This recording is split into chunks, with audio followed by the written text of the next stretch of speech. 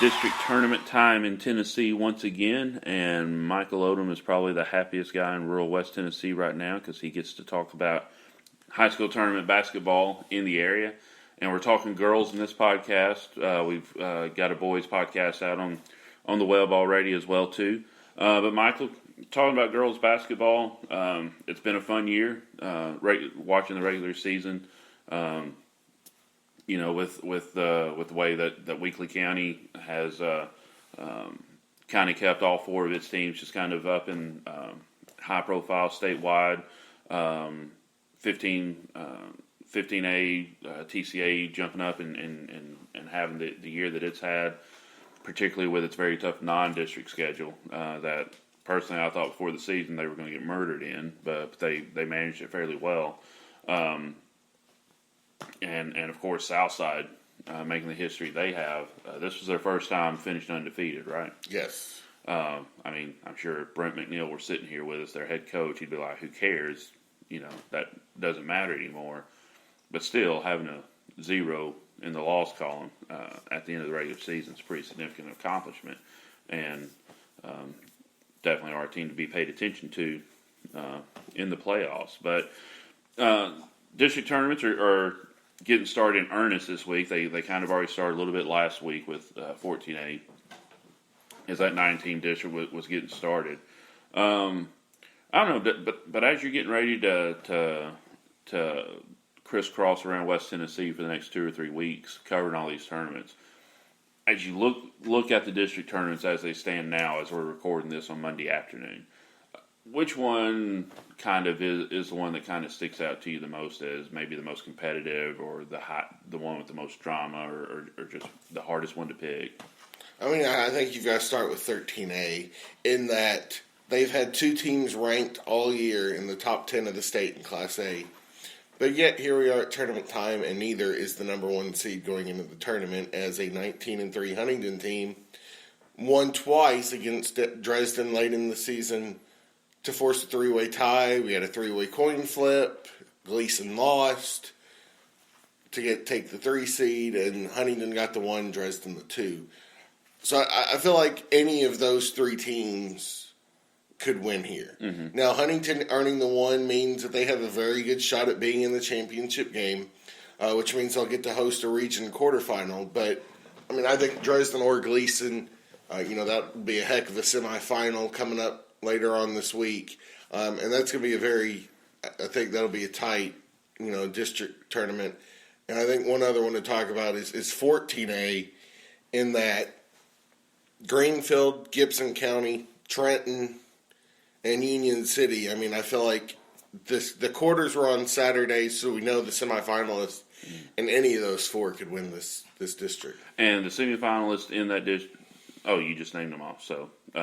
Greenfield, Gibson County, Peabody, Union City. Okay, awesome. So, and they'll be playing on Tuesday night. Yes. Right. Okay. We'll get to 14A here in a second, but one last question about 13A. They had the coin flip among the 3 teams last Wednesday to determine the number 1 seed, but it was a really weird or unusual 3-way tie for first. Usually when you have a 3-way tie, it's everybody going 1-1 against each other. But you had Huntington beating Dresden twice. You had Dresden beating Gleason twice. You had Gleason beating Huntington twice. Does each team just kind of have a favorable matchup against the other team? That's how they were able to have those sweeps? I think that in the Huntington-Dresden matchups, Jessica Keith was kind of able to assert herself underneath the basket and really dominate in the post, and that gave Huntington the advantage. To where in the Gleason games, I think Gleason was kind of able to, contain her a little better than Dresden did. Mm-hmm. And Gleason was able to, run their offense, find their shooters, drive to the basket, and Huntington struggled with that. And then Dresden against Gleason was kind of able to use their defensive pressure to disrupt that offense that Gleason runs. And so it was just kind of their strengths worked in those games, and for some reason against the other, they didn't. Right. Okay. All right. Well, Now, it's, looking at the 14A tournament, we've got the semifinals already determined. Mentioned that already. We talked about in the boys podcast how the boys tournament is going to UTM. The girls tournament is staying at Greenfield. You talked to Willie Trevathan, who is the girls coach at Greenfield. He's also kind of the coordinator of the 14A tournament. So what was the reason for the boys moving to UTM but not the girls? I think it was the short notice that, they were able to work it out for the boys to move using UT Martin for 2 nights, but to try and use 4 straight nights at UT Martin, I just don't think that the university was able to accommodate and find that ability to host it for 4 straight nights. He tried, and maybe that's something that they will discuss earlier in the season next year. If we've got a team like Humboldt or a team like Greenfield girls that are performing really well, and it's at a smaller gym, can we make money by moving it to the larger, UT Martin? How much are they going to charge? And are we still going to, increase our revenue? Yeah. And I mentioned earlier, talking with Humboldt's head boys coach, Ron Abernathy, last year they had 2,500, somewhere thereabouts, show up at Gibson County for the boys' nights. They're expecting more this year. I don't know if just Humboldt being number 1 just means more people are going to come out for it.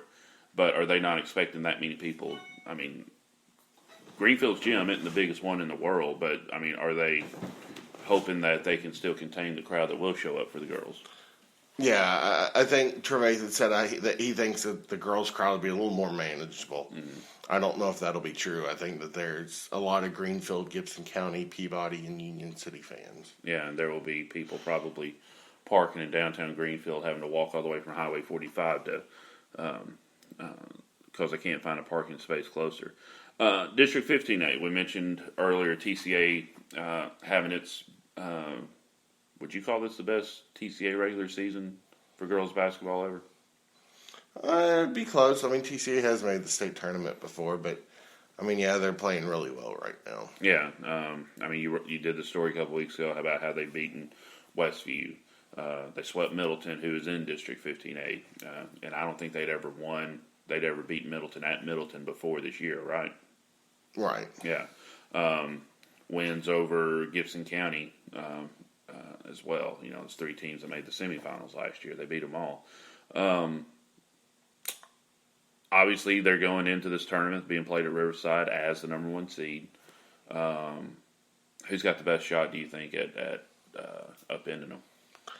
I think this could be the scariest number 1 seed in that the semifinals are at Riverside, a team that just beat them this past week, and that's who they have to play in the semifinals because of how the last day of the schedule went. In that Middleton beat Riverside at Middleton, so that dropped Riverside from a possible 2 seed all the way down to a 4. Oh wow!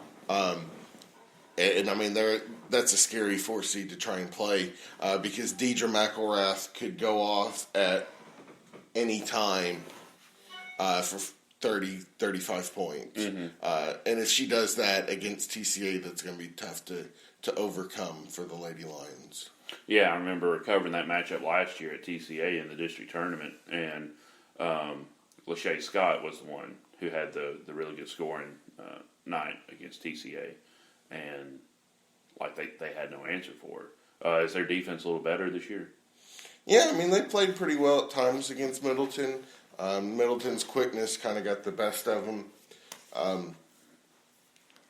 They just haven't really been consistent shooting the ball, and they lost to Scotts Hill. They've lost twice to Middleton, lost once to TCA, but they have that potential to win big games.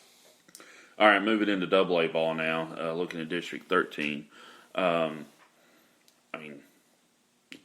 saw Westview a couple weeks ago against Crockett, and then a week later I saw them against Dyersburg. Neither of those games were close. Is this the Westview Invitational? Yeah, I think it's everybody else is chasing Westview. And I think part of that is because there's been some key players go down with injuries.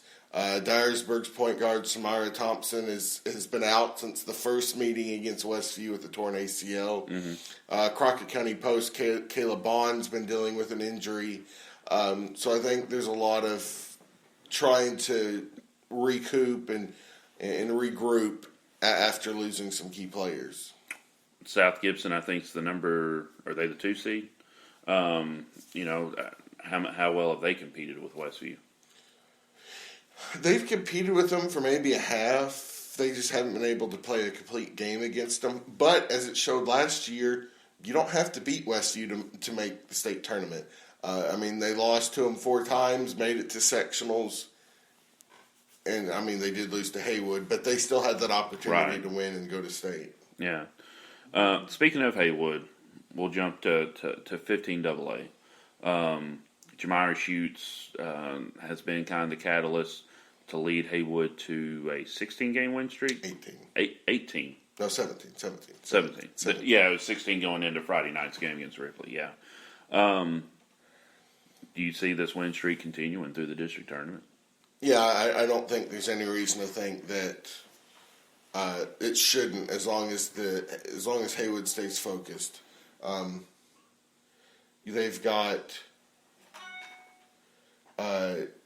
Ripley probably in the semifinals, one that they should win, and then probably Covington for the championship. As long as Haywood keeps playing like they have been, they should win this district. And from what I've heard, there's not a lot coming out of Memphis, so I think they should make the regional title game without much problem. Yeah. 14 AA, we mentioned Southside going undefeated, making history there. But there's still some pretty decent programs. Lexington, Chester County, Bolivar held near, probably came the closest to beating Southside this year when they played in Jackson. Southside's had a history the last couple of years of early exits from the postseason, earlier than expected.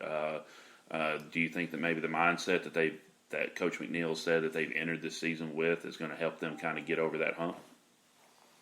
I think that all 3 of those have played close games against Bolivar or against Southside this year, and so it's any of them have a chance. But I think Southside's team has more of a mental toughness this year than they have the past couple, and I think they've got the edge to be able to go on a run and not have that early exit.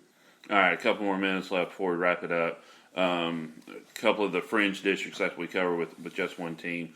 Hardin County, they're the number 4 seed going into the 13 AAA tournament. The good thing about this is that they're guaranteed to make the Region 8 AAA tournament, but they haven't really shown a lot of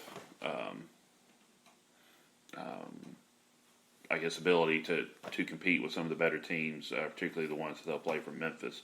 11 AA Camden, they're struggling as well. But one team that is doing well, number 1 seed going into the Division 2A West Region tournament, USJ. They got put out in sub-state last year. I went to Nashville and covered that game. What's it going to take for them to get back to state for? This will be the first time in a while that they've been to state if they get there. First time in D2 that they've been. It's going to take a full team effort. They're going to have to, be able to, overcome this first game Tuesday night. They host probably either Memphis Catholic or Sacred Heart. Odds are probably Memphis Catholic. Mm-hmm. So they've got to be able to win that one. And then go into the semifinal. I think winning the semifinal will be very important in that you'll get to play at home for sub-state. So I think that'll be the important game, is trying to win that semifinal over Harding Academy with a big post player in Antoinette Lewis. Okay, yeah, because that's definitely a situation they want to avoid. Last year, both teams made the sub-state, but girls had to travel to Nashville, boys had to travel to Knoxville. They both had a hard time dealing with that and were put out. Thanks for listening. Good luck to all your teams, your favorite teams in the postseason, and talk to you later.